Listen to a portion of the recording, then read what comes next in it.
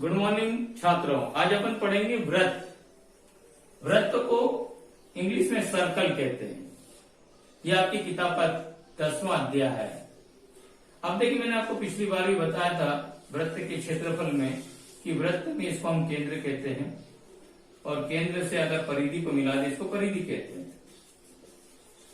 और केंद्र के किसी बिंदु को परिधि से मिला दे, परिधि के एक बिंदु से, इसको हम त्रिज्या कहते हैं। अब त्रिज्या, अनंत त्रिज्याएं हम वृत्त के अंदर खींच सकते हैं।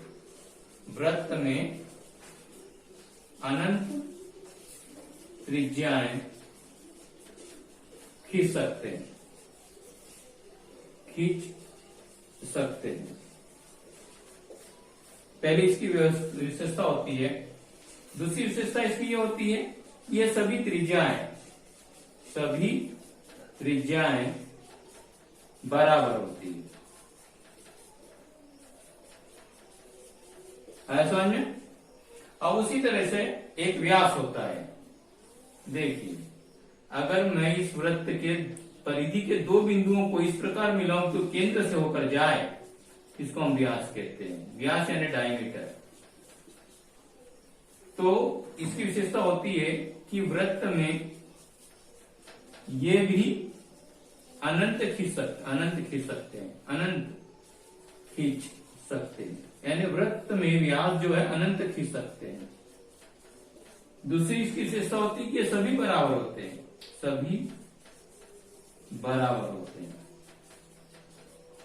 जैसे त्रिज्या बराबर होती है उसी तरह से व्यास भी बराबर होते हैं। तीसरी विशेषता होती है कि ये त्रिज्या का दुगना होता है। ये त्रिज्या के दुगना होता है। यह ऐसा लिख दीजिए, यह त्रिज्या का दुगना होता है। यानी या इसको ऐसा भी लिख सकते हैं कि व्यास त्रिज्या का दुगना होता है तो त्रिज्या व्यास की आधी होती है, ऐसा भी लिख सकते हैं अपन इसको। आज समझ में? उसी प्रकार से चौथी कंडीशन इसकी शर्त तो यह होती है कि व्यास वृत्त की सबसे बड़ी जीवा होती है,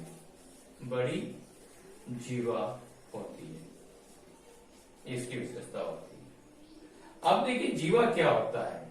जीवा का मतलब होता है कि वह रेखाखंड जो वृत्त के परिधि के दो सिरों को मिलाता है। जीवा का मतलब होता है कि वह रेखाखंड, ये जीवा की परिभाषा है, वह रेखाखंड जो वृत्त की परिधि के दो बिंदुओं को मिलाता हो, इसे हम कहते हैं जीवा। उतार लीजिए इसको। अब देखिए, वृत्त में जैसे मान लीजिए मैंने एक जीवा खींची तो इसको कहते हैं लघुचाप। ये वाला जो कहलाएगा लघुचाप होगा और इसको हम कहेंगे दीर्घचाप। अब देखिए क्या होता है कि वृत्त में अगर मैंने एक इस प्रकार से जीवा खींची कि यह व्यास हो तो इसे हम कहते हैं अर्धवृत्त। और इसकी एक विशेषता होती है कि अर्धवृत्त का प्रत्येक कोण नभ्यांश या समकोण होता है। समकोण कह सकते हैं आप, होता है। अब इसकी एक विशेषता और होती है कि वृत्त के एक ही खंड में बने दो कोण बराबर होते हैं। बराबर होते हैं। इस तरह से उसी प्रकार से एक कंडीशन और होती है कि वृत्त के केंद्र से जीवा पर डाला गया लंब जीवा को समद्विभाजित करता है, समद्विभाजित करता है। कैसे जानते कि ये वृत्त है, ये जीवा है, मैंने केंद्र से अगर एक लंब डाला ये OM, तो ये जीवा को समद्विभाजित करेगा, मतलब AM बराबर BM। ये प्रमेय भी है, सिद्ध करने को आता है, वो मैं आपको बताऊंगा। उतार लीजिए। अब देखिए एक विशेषता होती है कि समान जीवाएं केंद्र पर समान कोण बनाती है। देखिए समान जीवाएं हैं, ये केंद्र पर समान कोण बनाती है इस तरह से, ये भी एक विशेषता होती है। मान लीजिए दो जीवाएं बराबर है तो यहां लिख देंगे कि समान जीवाएं केंद्र पर समान कोण बनाती है, केंद्र पर समान कोण बनाती है। ये भी एक इसका नियम है। अब आगे वाली कंडीशन इसकी यह होती है कि देखिए वृत्त के केंद्र पर बना कोण, किसी चाप के द्वारा वृत्त के केंद्र पर बनाया कोण उसी चाप के द्वारा शेष परिधि पर बनाए कोण का दुगना होता है। मतलब ये जैसे मान लीजिए कि ये 100 का है, 100 अंश का, तो ये 200 अंश का होगा। यहाँ लिख देंगे कि किसी चाप द्वारा वृत्त के केंद्र द्वारा किसी चाप द्वारा वृत्त के केंद्र पर बनाया कोण उसी चाप द्वारा वृत्त की परिधि पर बनाए कोण का दुगना होता है। ये आया समझ में? अब देखिए आगे वाली कंडीशन ये होती है कि जैसे मान लीजिए चक्री चतुर्भुज है, ये चक्री चतुर्भुज है। चक्री चतुर्भुज का मतलब होता है इसके आमने सामने के कोणों का योग 180 अंश होता है। ये 180 अंश हो जाएगा, या फिर इसको लेंगे तो ये 180 अंश का बनता है। तो यहां लिख देंगे कि चक्रीय चतुर्भुज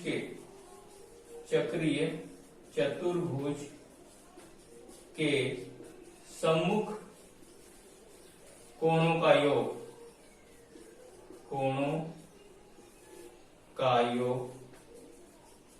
180 अंश या इसको समपूरक होता है। इस तरह से कह सकते हैं। रैखिक युग्म भी कह सकते हैं, इसको रैखिक युग्म भी कहते हैं, रैखिक युग्म। आया समझ में? नोट कर लीजिए। अब देखिए वृत्त में एक स्पर्श रेखा होती है। स्पर्श रेखा किसे कहते हैं? देखिए तो स्पर्श रेखा की परिभाषा होती है, स्पर्श रेखा वह रेखा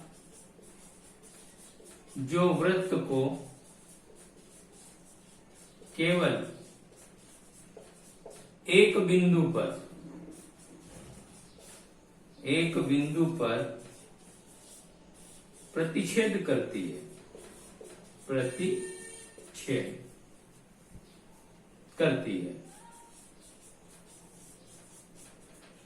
उसे हम स्पर्श रेखा कहते हैं। उसी तरह से देखिए स्पर्श रेखाएं बहुत सारी होती है। वृत्त पर अनंत स्पर्श रेखाएं किस तरह से? स्पर्श रेखाएं वृत्त पर अनंत खींच सकते हैं, कैसे? जैसे देखिए, ये स्पर्श रेखा, ये स्पर्श रेखा, ये स्पर्श रेखा, इस तरह से बहुत सारी अनंत स्पर्श रेखाएं हम खींच सकते हैं। आया समझ में? अब देखिए, एक होती छेदक रेखा। छेदक रेखा, छेदक रेखा का मतलब होता है कि इस तरह से वृत्त के अंदर से छेद करती हुई चली जाए एक से अधिक बिंदुओं पर, तो हम लिख सकते हैं वह रेखा जो वृत्त को एक से अधिक बिंदुओं पर प्रतिच्छेद करती है, प्रतिच्छेद करती है, उसे छेदक रेखा कहते हैं। अब देखिए क्या करेंगे, एक छेदक रेखा अगर इस तरह से जाए और एक स्पर्श रेखा जाए, तो इसमें क्या होता है, प्रमेय होता है कि एक छेदक रेखा एक स्पर्श रेखा के वर्ग के, उसके गुणनखंडों के बराबर, के गुणक के बराबर होता है। मतलब पीटी या पीटी ले लेते, पीटी, पीटी का वर्ग बराबर पीए इंटू पीबी होता है। एक स्पर्श रेखा का वर्ग छेदक रेखा के खंडों के गुणनखंड के बराबर होता है। ये एक सूत्र है, प्रमेय है ये। उसी तरह से अगर दो छेदक रेखाएं आ जाए तो इनके गुणनखंड, एक के गुणनखंडों का गुणनफल दूसरे के गुणनखंडों के गुणनफल के बराबर होता है। यह है PA into PV is equal to PC into PD होता है। नोट कर लीजिए। अब देखिए, एक प्रमेय और होता है कि वृत्त की त्रिज्या स्पर्श रेखा पर लंब होती है। वृत्त की त्रिज्या स्पर्श रेखा पर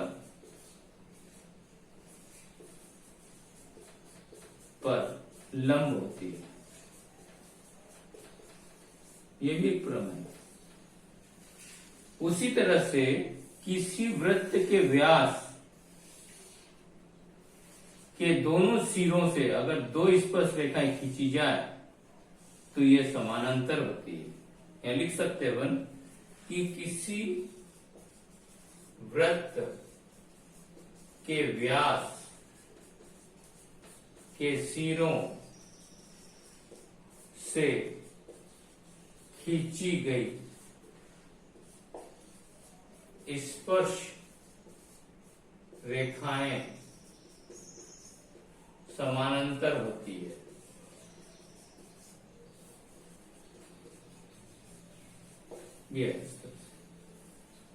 आया समझ में? उसी तरीके से मैंने आपको बताया था कि चक्री चतुर्भुज के आमने सामने के कोणों का योग 180 अंश होता है। तो चक्री चतुर्भुज होता क्या है? एक ऐसा चतुर्भुज जो जिसके चारों शीर्ष वृत्त पर स्थित होते हैं और आमने सामने के कोणों का योग 180 अंश होता है, उसे हम चक्री चतुर्भुज कहते हैं। चक्री चतुर्भुज की देखिए परिभाषा क्या होती है? चक्रीय चतुर्भुज, इसकी परिभाषा होती है कि ऐसा चतुर्भुज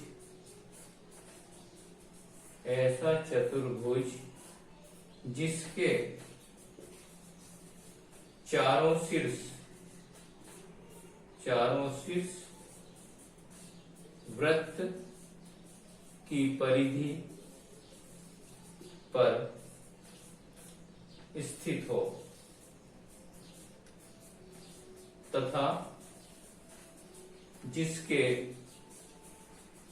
आमने सामने के कोणों का योग, आमने सामने के कोणों का योग 180 अंश होता है,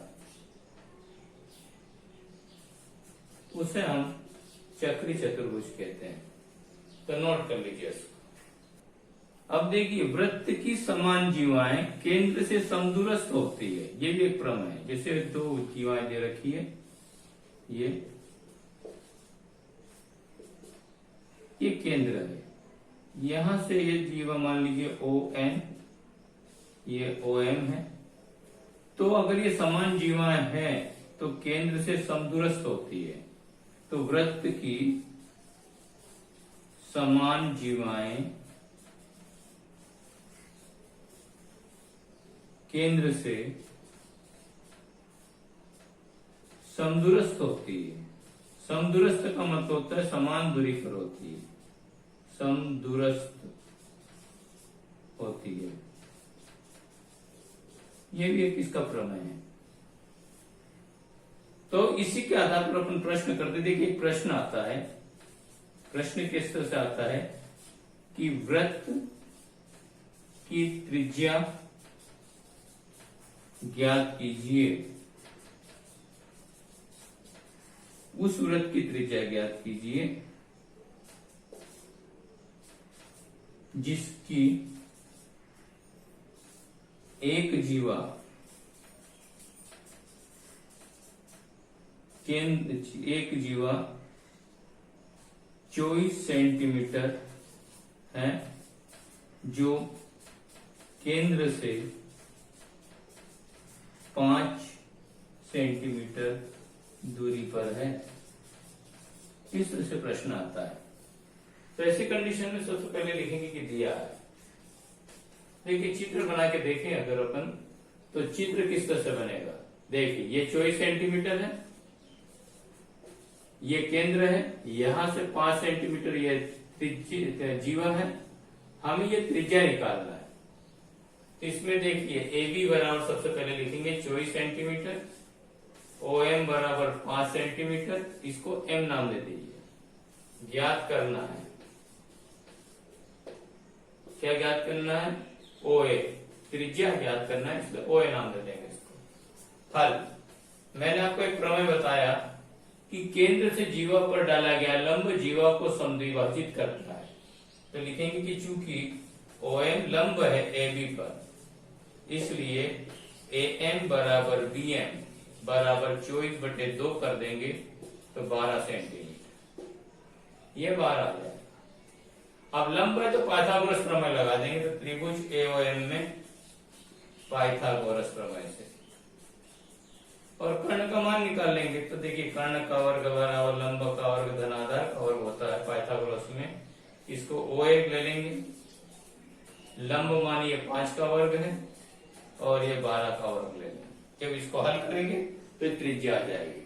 तो इस प्रकार से उतार लीजिए।